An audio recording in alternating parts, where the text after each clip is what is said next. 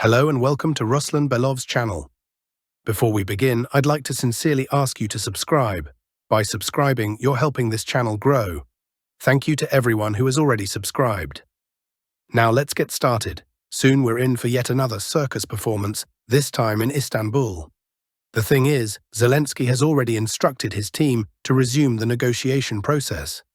They proposed this current week, which has just begun. And on one of the coming days, a meeting is likely to take place in Istanbul. Once again, they'll talk about prisoner exchanges and so on. Of course, no decisions will be made that could actually influence the course of the war. So let's move on to the situation on the Ukrainian front.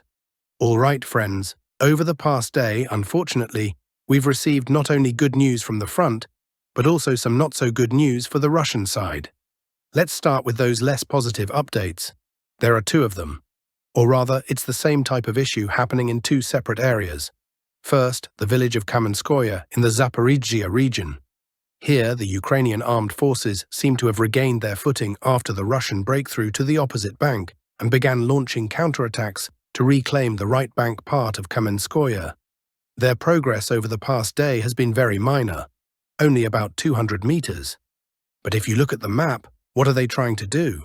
They're trying to split the northern part of the village in two in order to then clear out the western section, thereby protecting the village of Plavny from Russian attacks. This must not be allowed to happen under any circumstances. And overall, what's unfolding in Kaminskoa is a brutal and bloody battle. Moving on. Another area where Russian troops are facing challenges is in Sunumi region, specifically in the village of Kondraovka. Over the past day, the Ukrainian armed forces advanced almost 700 meters and pushed Russian troops out of the central part of the village. As shown on the map, Russian presence now remains only in the southeastern outskirts of Kondraovka. This was expected. If you recall my earlier reports on the situation in Kondraovka, I said from the very beginning, with the current frontline configuration, when the guys are surrounded on three sides with no ground supply routes, and no reinforcements being sent, it's impossible to hold the village. And that's exactly what we're seeing now. So I don't understand why some bloggers and analysts were claiming the situation was stabilized. There's no point in lying. The audience deserves the truth. That's what I try to deliver. As a result, what do we have? Currently, about 80% of Kondraovka is under Ukrainian control. Russian forces are only holding out in the southeastern part. And I think it's clear to everyone that this won't last. That part will also have to be abandoned soon. So Kondraovka has effectively been lost by Russian forces. But the guys held out and did their job. They fought in a semi-encirclement for several weeks, so there can be no complaints toward them. Absolutely not. Now let's move on to something positive, to Russian advances. In the Sunumi region, there weren't just setbacks around Kondraovka.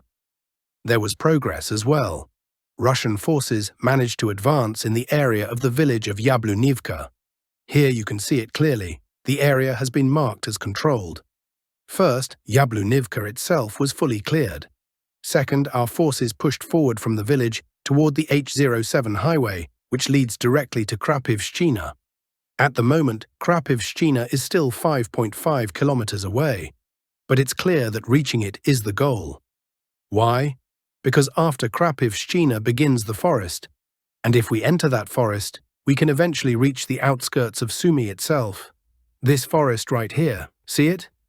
But all right, that's a long-term prospect. No point in discussing it just yet.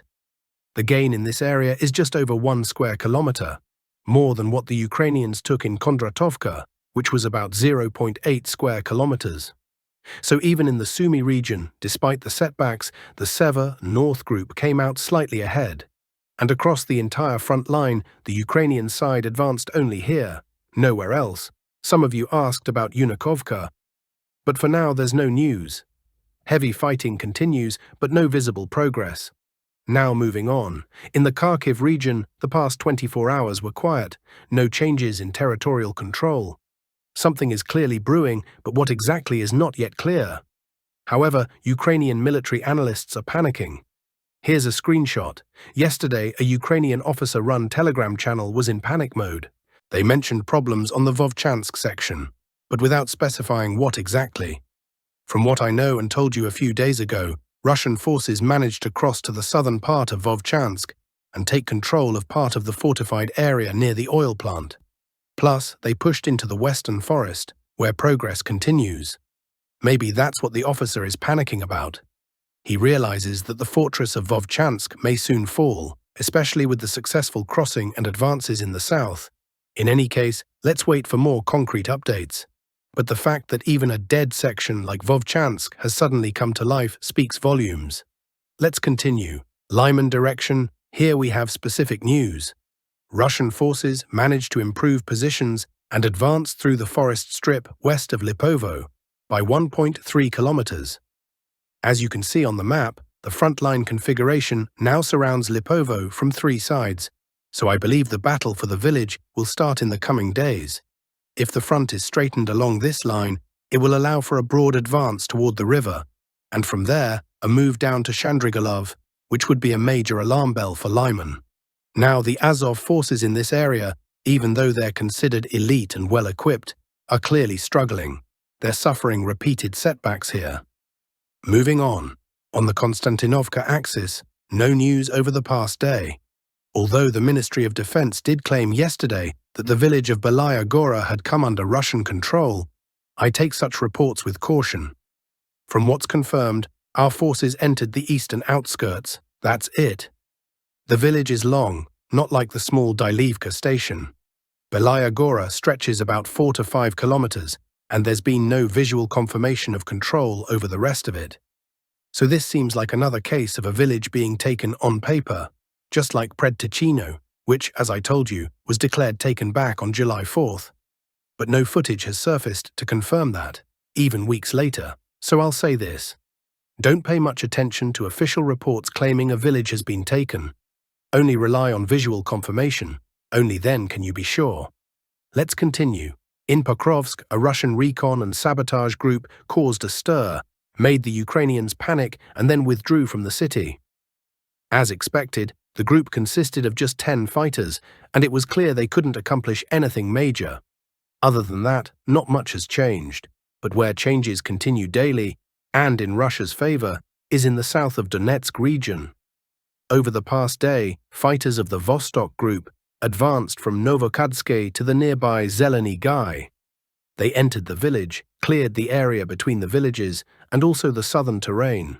The total area brought under control, 4 square kilometers. Zeleni Guy is not a small village, as you can see on the map, so don't expect it to fall in just a day or two like Novokadske did. Nevertheless, the fact that the Vostok group isn't slowing down, continues pushing forward and achieving results every day, is impressive. I'm sure we'll be hearing many more positive updates from this direction. Now, let's move on to the political news roundup. Our source reports that there's deep disappointment on Bankova Street, the Ukrainian presidential office, and many there believe that Trump's entire sanctions plan against Russia is a prearranged show. The Kremlin was essentially given 50 days to prepare for the new sanctions. Publicly, Bankova is trying to present an image of excellent relations with Washington, but behind closed doors, they're cursing the Americans out loud. Even though the Republicans extended Ukraine's annual funding by $300 million, it's just a drop in the ocean compared to Kyiv's military needs. The US is shifting 90% of the financial burden of the Ukraine crisis onto the EU, aiming to weaken the main bastion of globalist power. Meanwhile, America itself wants to profit from this conflict. Inside Bankova, there's strong belief that Trump's camp has not abandoned plans to ditch Zelensky. The article by Seymour Hersh is seen as the first public warning. As a reminder, American journalist Seymour Hersh recently stated that Zelensky is being prepared for a controlled exit, and that the next president is expected to be Zelensky. Your country is sinking, Russia is rising. Tucker Carlson on Germany. Famous American journalist Tucker Carlson stated that Putin has done a tremendous job for Russia and raised its standing. He said this during an interview with Bild's deputy editor Paul Ronsheimer. "I'm not defending Putin," Carlson said, "but in my opinion, he's done a tremendous job for Russia. A far better job than any German politician has done for Germany." He added, "That's absolutely right. Your country is sinking and Russia is rising. Carlson went on to say that Germans should be furious with their own politicians, not with Putin. He also criticized former Chancellor Angela Merkel, blaming her for destroying Germany by opening the floodgates to mass migration. If people stop paying attention to media narratives and political statements, and instead focus on the real issues that matter to ordinary people, they will realize that Putin is not the enemy, Carlson concluded. A sample of the new 50-day format of warfare. The Telegram channel, the radar notes that many people overlooked the real meaning behind the 50 days that Trump gave, not to Russia, but to Ukraine. Most observers focused on the fact that future harsh sanctions on Russia, along with secondary sanctions against China, Brazil, and India, won't actually stop the flow of Russian oil to the global market or halt Putin's actions. But what's far more important is what these 50 days mean for Ukraine. Trump unblocked some military aid shipments, yes, but they are extremely limited. The European Patriot air defense complex will only arrive in Ukraine in 6 to 8 months. Several European partners have already refused to participate in defense procurement for the Ukrainian army using their own funds. Meanwhile, Russian attacks continue. In reality, these 50 days are Trump's way of showing Zelensky what the war will look like going forward if he refuses to sign a real peace deal. It's a war without weapons, a war without US funding, but with intensified Russian strikes. Insiders from the White House say that Trump simply doesn't believe Ukraine can win. These 50 days reflect that conviction. It's the message he's sending to Bankova. Will Zelensky get the message? Even Trump himself doesn't know.